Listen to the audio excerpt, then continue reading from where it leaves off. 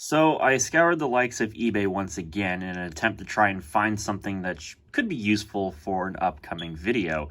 And once again, I forgive beeping smoke detector in the background because I still haven't gotten that thing replaced, but business must go on. So what did I find this time?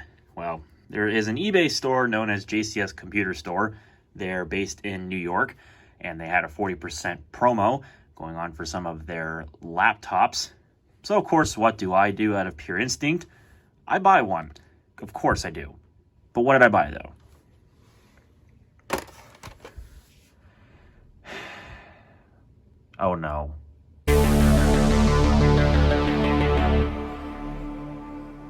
What I bring to you today was obviously listed in the video title, but this is an Acer Aspire 3050-1733. And if I bring the iPad over here, we can go ahead and take a bit of a look at the specifications based on this B&H listing here, which I'm surprised is still up. I don't know why. Either way, as you can see, this machine would have shipped new with a 1.8 gigahertz AMD Sempron 3400 Plus processor, 512 megabytes of RAM, an 80 gig hard drive, a combo drive, which is a CDRW DVD-ROM drive, integrated ATI Radeon Express 1100 graphics, a 14-inch 16 by 10 aspect ratio display, which is 1280 by 800, has wireless G, and it shipped brand new with the oh no operating system, Windows Vista Home Basic. So that's how you know that that is a quality right there, is that wonderful operating system name. Now, I bring up the Windows Vista Home Basic thing here real quick because this was actually manufactured on the 4th week of 2007. Now, a similar model like this was made in late 2006, and it would have shipped new with Windows XP Service Pack 2, but this one just so happens to be lucky enough to have came brand new with Windows Vista Home Basic. That's right. This was a launch machine, basically, if you will, or at least it was a previous model that was updated to then be a Windows Vista machine. So, yeah, basically a launch machine, if you will. 4th week of 2007, that really was around the time of Vista's launch, so I wouldn't be surprised if this was something that was shown as a value-oriented machine on Acer's website. Not like it'd be a really good one, though, but hey, you know, Windows Vista had first come out. Not many people had actually gotten to use it or review it, so maybe it wasn't so bad back then, but obviously we all know how Windows Vista ended up turning out back in its heyday. But, you know, that's another topic for another video. I don't know what it is about these Acers from the mid to late 2000s with this general body style. I believe this was shared between many different Acer products, including like I want to say the Extenza, the Aspire, and the Travelmate series. I think they all used a very similar body style to this for at least a few years. This one obviously is no exception to the matter, as it's the basic budget model. And this machine's actually in really, really good condition. This is the reason why I ended up picking this one over maybe another model that would have been probably better or comparable. Let's look at the machine itself. I'll actually get the camera up close here.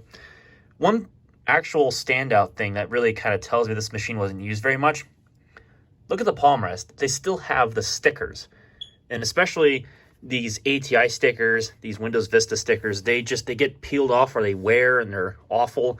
This one still has them.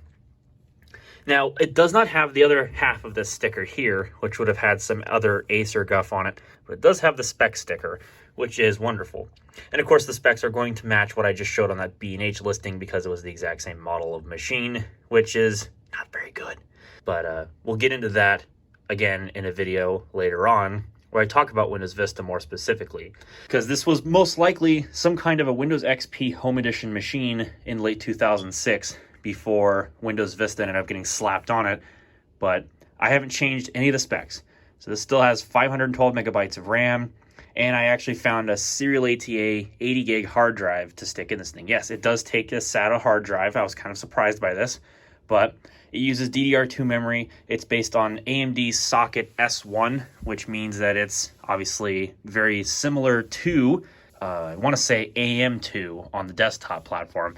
So that doesn't surprise me. It uses DDR2 in that regard. It's just a little weird for me because I would have figured it would have been older in a much crappier machine.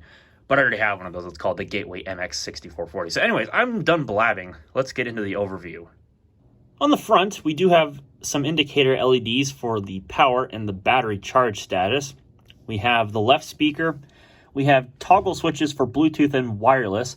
Now, this machine does not have Bluetooth for obvious reasons, but it does have the Wi-Fi, so that Wi-Fi switch does work. And I believe if you were to add a Bluetooth card, you could have additionally used this switch or something of that nature. I imagine it would have been integrated into the wireless card. It does have 3 audio jacks on the front. One is a headphone jack with a combination SPDIF output. There's a microphone jack, and then I believe that is a line input jack, which is pretty nice to see on a laptop. And there's the right speaker. And yes, I should mention this lid catch, it does work, so that's kind of impressive. On the left-hand side, we have a VGA port with no screws, woo. We have the overly large cooling vent for a Sempron, which I'm actually surprised is there, but it does make use of it. There's a S-Video output jack there. I believe it also does composite out the same jack with a breakout cable or something of that nature. There's a USB 2 port. Then there's also a PC card slot, if I'm not mistaken, that's what that is, as this is an older laptop design. And a multi-card reader, which supports XD, SD, and I believe Sony's memory stick I think memory stick and memory stick Pro are supported. And then there's MMC card support. So not too shabby of a card reader, actually. On the back, there is a 100 megabit per second NIC. This does not have gigabit because this was a low-end model. I believe a parallel port would have been there on certain configurations, but this does not have the parallel port. Kind of interesting that it would be on a laptop this new. And there are the other 2 USB 2.0 ports to make 3 USB 2 ports, and then a convenient Kensington lock slot. And then to finish off the array of ports, we have the charger port, we have the 56K modem, which would have been fairly typical on laptops from the late 2000s that still needed to use dial-up because that was still a widely used form of internet access at the time. And then there is the CDRW DVD-ROM combo drive. On the bottom of the machine, we have some of the stickers, including the Windows Vista Home Basic product key. If this was the Windows XP model, of course, it would have Windows XP Home Edition sticking right here. There you can see this uses an Atheros Wi-Fi card, so it's obviously got a label for that. There's the serial number and the Acer SNID number. There you can see manufacture date 0704, which means the 4th week of 2007, I would assume. And obviously Acer Aspire 3050 series, made in China, of course. And over here is going to be the intake for the fan, although it's mostly blocked off, but it does have a little bit there. So that's not too bad. Now this machine is actually fairly easy to work on, as most of what you're going to need to access, typically, which is going to be your RAM, your wireless cards, and some other screws, are going to be underneath this cover here. And I believe there's actually a little access thing for the heatsink. And then down here is a hard drive cover. And as I mentioned, this uses a serial ATA hard drive, which is not too bad. And it also uses Ddr2 RAM. So overall, I mean, for something that was built in very early 2007, it's not too shabby, although it is missing rubber feet. So that is one casualty of this laptop, but not a big deal. These are just little rectangular feet, so you could easily re-adhere some new ones. This particular configuration does not have the 640 by 480 webcam. That would have been optional for some reason, but whatever. Here you can see the glossy 14-inch 1280 by 800 LCD, which actually looks pretty good for a laptop of this age. Not just because of this machine's condition, but it actually seems to still look pretty good. And you'll see what I mean when I turn this on. This machine had to have been like some kind of a lightly used time capsule. It's pretty insane. The backlight actually still gets really bright. And another spoiler alert, the original battery still works. And I believe it is a 2007 date code, so that's holy crap impressive. So it actually still manages to want to last at least a couple hours. Now, I haven't tried that myself, but that's still pretty freaking impressive. There's a sign of Acer's cost cutting down here. You can see the name badge of the machine is removable. So that's a sign of cost cutting there. But just look at the keyboard. I mean, compared to some Acers of the time, it doesn't have like that weird smiling keyboard, but just look at the keys. This thing looks like it's brand new. It's unbelievable. And same thing kind of goes with the trackpad. A little, very, very faint mark. That's it. Trackpad buttons. Still very clicky. No signs of wear. They still feel like they're brand new. Same thing with this like scrolling directional pad. Still feels like it's new. The hinges feel great on my unit. Like, they feel excellent. Like, there's no play in the hinges unless you like absolutely make it play like that, which, trust me, I hate doing that. But still, this thing feels like it was gently used, like basically never used. It's unbelievable, especially because it's held the test of time for 13 years, almost going on 14 years. That's pretty nuts for something like this. So, with that having been said, why don't we fire it up? Now, I can't say I don't warn you now, but it still does have its original 512 megabytes of RAM, and this is running Windows Vista Home Basic. RTM, no less. So this might take a minute to start up, or rather, maybe a little bit longer. So I would say, when we turn this thing on, which is what we're going to do right now, I'll let you know when to start your stopwatches. Pretty much start them now.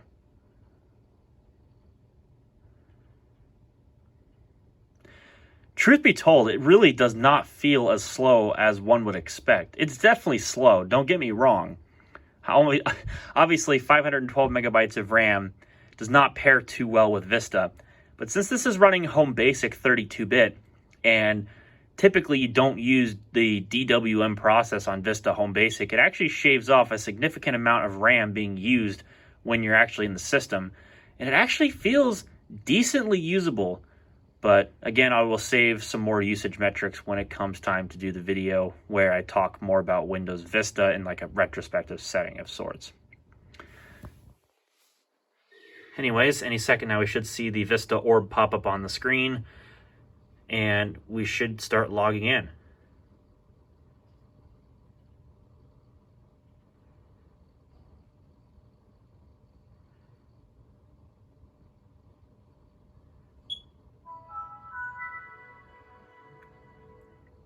Well, actually, I set a password, that's right.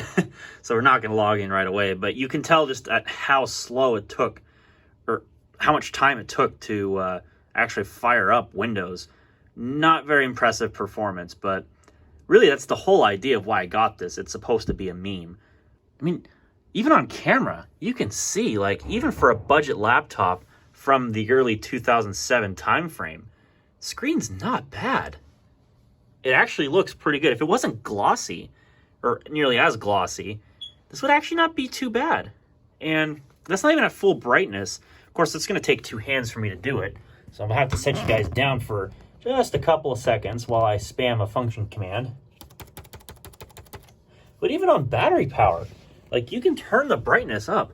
And even with my fluorescent lights on in the room, this thing still gets really bright. Like, it's actually surprisingly bright.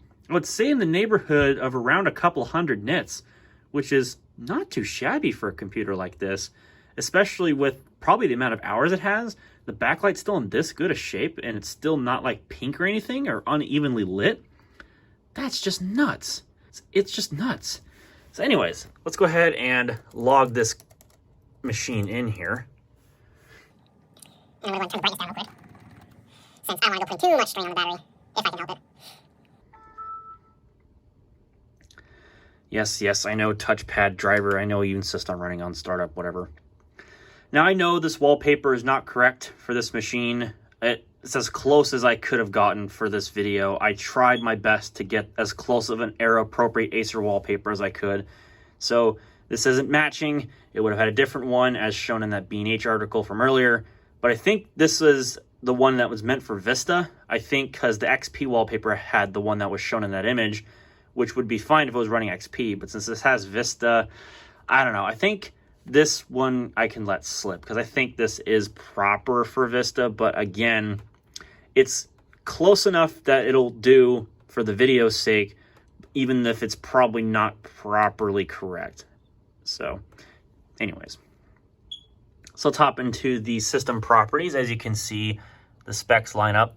Now, the system borrows 64 megabytes of the system RAM for the video, So that's why it shows up as 446 megabytes of RAM. So not a lot of memory for Vista if you're in that if you're in the neighborhood of you need RAM. So this machine already, when it was brand new, was having issues managing its memory. So no wonder these things got panned. Of course, that's probably due to Superfetch doing its thing. We all know how much of a RAM hog that process was, especially in Vista RTM, which is what this is running. So right now it's just slamming the hard drive all for itself. It's obviously not doing a very good job, but that's the whole reason why I installed Home Basic RTM. Get out of here, I'm not connecting to the network. The Wi-Fi software on this computer likes to connect to random free wireless networks, and so that's annoying. Even though I've set my own Wi-Fi network in the machine, it insists on connecting to free networks first before it'll actually connect to something with a password. How annoying, but that's what it is. I'm just going to leave it installed for the sake of the video. After the video's sake, probably erase it, because of course. Now I have installed at least as much of the software as Acer provided on their website for Vista, which I'm actually shocked is still up on their website, but it's a good thing. But it's no less shocking. And for some reason, I don't know what this is, this Acer Grid Vista thing. I haven't even opened it yet, but people on Twitter, they keep mocking the installer and they're making like memes out of it. Like, people, I appreciate you taking to my Twitter post. That's really cool of you, but like, really? You can't find anything better to meme about? I don't know. Maybe I'm missing something. Let's take a look at it, because I can't imagine it's that good. What is this? What is this Acer Grid Vista? Is this like multi-display software? I guess that's what this is for. Yeah, I think that's what this is for. I don't know what its entire use case is for, but anyways. Well, that was pretty underwhelming. Well, there's a lot of this Acer empowering technology stuff that came with the machine when it was new. And this was the case for some of their Windows XP machines in their later days. In fact, the software is basically a direct rip from XP. It's just the Windows Vista modified version. And as you can tell, Vista's not real happy about it.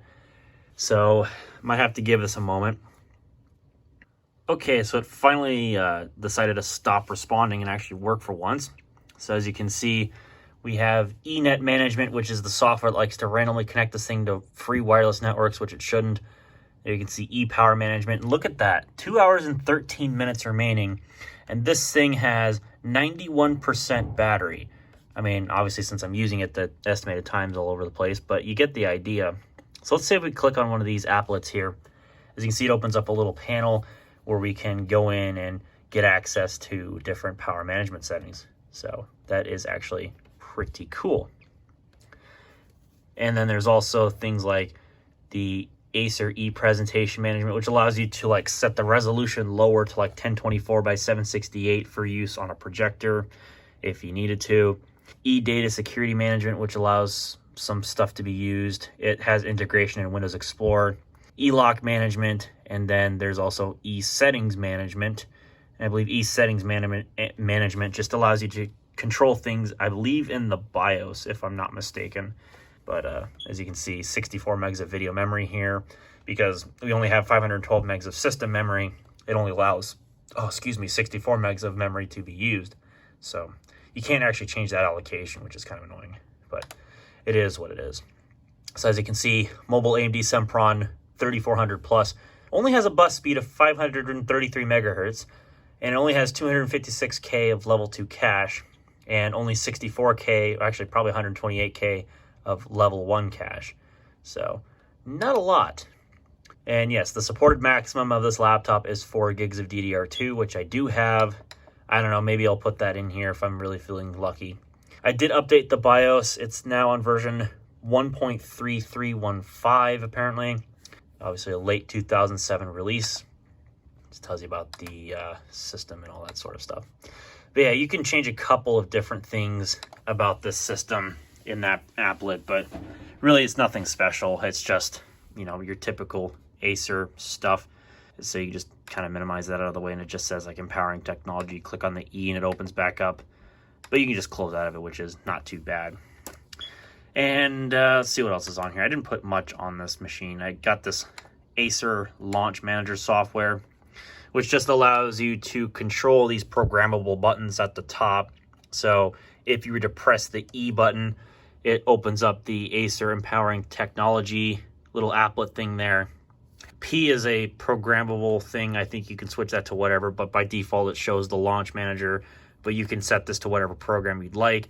This does web browser, then this one does email. Apparently Escape doesn't close out of it, so that's another good E.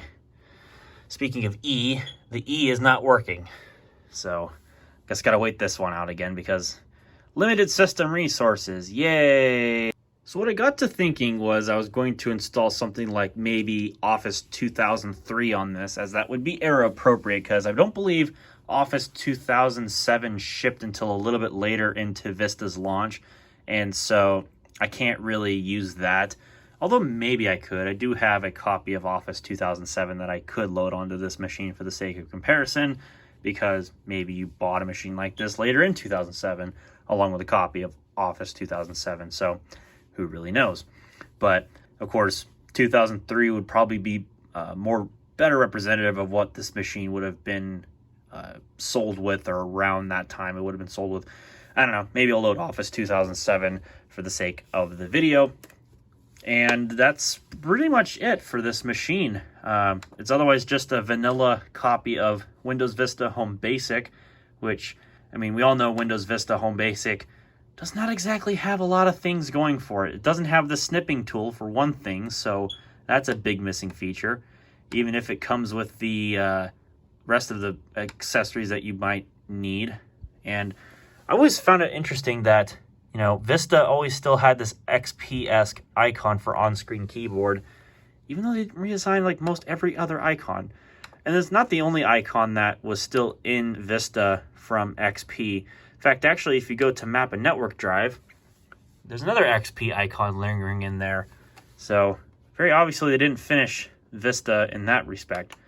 So nice little Easter eggs that I could throw into the video. I don't know. Either way, that pretty much is going to wrap up this laptop. We're not going to do like a sound test of this machine because the speakers sound horrible, and well, the DVD drive works, and well, it's Windows Vista with nothing on it, so there's not really much more to show. So with that having been said, I'm going to get out of here and we're going to shut this machine down. So hopefully you liked the video. If you did, well, then click thumbs up. The other button works too if you didn't like it so much. If you want to see more videos just like this, don't forget to click subscribe down below and hit the bell so you don't miss when I upload new videos. With that having been said, thank you very much for coming to watch. I'll see you all in the next video.